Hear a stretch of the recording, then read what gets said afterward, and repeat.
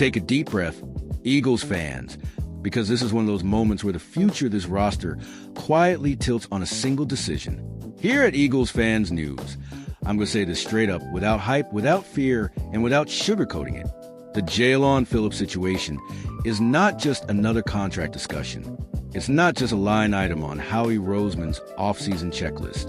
From my perspective, this decision tells us exactly who the Philadelphia Eagles plan to be defensively in the next chapter of this franchise. A year ago, we were having a very similar conversation. Brandon Graham retired. Milton Williams walked. Josh Sweat left town. And suddenly, for the first time in what felt like forever, the Eagles' pass rush, the heartbeat of this defense, looked fragile, unstable, unfamiliar. And if you've lived and breathed Eagles football as long as I have, you know that word doesn't sit right in this city. Fragile is not a Philly word. Not in the city of Reggie White collapsing pockets, of Jerome Brown wrecking game plans, of Jim Johnson dialing up pressure from places quarterbacks didn't even know existed. The Eagles tried to adapt. They went internal with Moro Ojomo. They invested premium draft capital in Jahad Campbell, who flashed real star potential before the linebacker rotation shifted again when Nakobe Dean returned. They took calculated risks with Azeez Ojulari and Josh Uche. Smart moves, reasonable moves, but not foundational moves. And the results told the story early. The pass rush dipped. Quarterbacks had more time. The defense spent more than Eagles fans are comfortable watching. That's when something very Philly happened. Brandon Graham came back. One last time, because culture matters here. Accountability matters here. And then at the trade deadline, the Eagles made a move that stabilized everything. Jalon Phillips. Not flashy, not loud, not a social media headline machine, but effective, professional, and most importantly, a perfect fit for Vic Fangio's system. What Eagles fans need to understand is this. Fangio's defense lives and dies on edge discipline, setting the edge against the run, compressing the pocket, forcing quarterbacks to step up, not escape. That's why Phillips mattered so much. In just 8 games, he delivered 2 sacks, 7 quarterback hits, for passes defended and a forced fumble. Those numbers don't scream superstar, but they whisper something far more valuable. Reliability. From my view, Phillips did exactly what this defense asked him to do. He wasn't freelancing. He wasn't chasing stats. He was playing Eagles football. Physical, smart, unselfish. And now we're back at the crossroads. Phillips is heading to free agency. Nakobe Dean is heading to free agency. Brandon Graham's future is unknown. And suddenly, the Eagles are staring at the same uncomfortable question again. Who is going to anchor this pass rush moving forward? This is where the conversation gets real. And here at Eagles Fans News, we don't dodge the uncomfortable parts. Jalon Phillips has an injury history. That's not speculation. That's fact. And in a league where availability is currency, that matters. But here's the other side of that coin.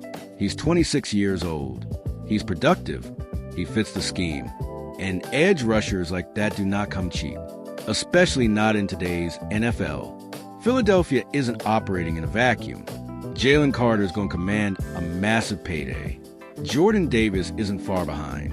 The Eagles already have significant money tied up in Jalen Hurts, and deservedly so. This is a quarterback who has proven he can carry a franchise, lead a locker room, and perform on the biggest stage, including a Super Bowl appearance and deep playoff runs. This roster is expensive because it's elite. That's the cost of relevance. And that's why this decision is so fascinating. If the Eagles let Jalon Phillips walk, they're not just losing a player. They are losing a stabilizer. They are betting that either the draft, free agency, or another midseason move can replicate what he brought. That's possible, but it's not guaranteed. As someone who lives and breathes Eagles football, I look at the NFC landscape, and I get uneasy with that gamble. The 49ers aren't slowing down. The Lions are building something real. The Cowboys, whether we like it or not, still have elite pass rushers. You don't beat those teams without pressure. History tells us this. Super Bowl 52 wasn't won just by Nick Foles throwing touchdowns. It was won by a relentless defensive front that never let Tom Brady breathe. That DNA matters. I've spoken to fans who say, trust Howie, and they're not wrong. Howie Roseman has earned that trust. He's navigated cap hell before. He's rebuilt this roster multiple times under Jeffrey Lurie's vision. This franchise has evolved from a desperate underdog into a consistent NFC power. But trust doesn't mean blind faith. From an analyst perspective, letting Phillips walk creates a hole you don't easily patch. You're asking younger players to take on bigger roles faster. You're asking Fangio to manufacture pressure instead of deploying it. And you're increasing the margin for error.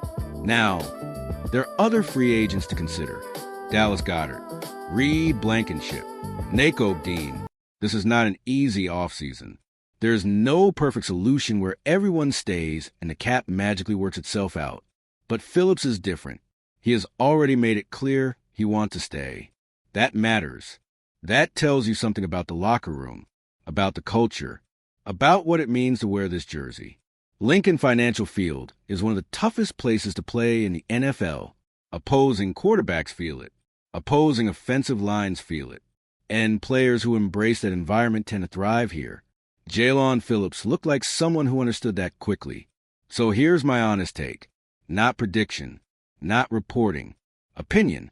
If the Eagles want to remain a true Super Bowl contender, not just a playoff team, not just a good team, they need continuity on the defensive front.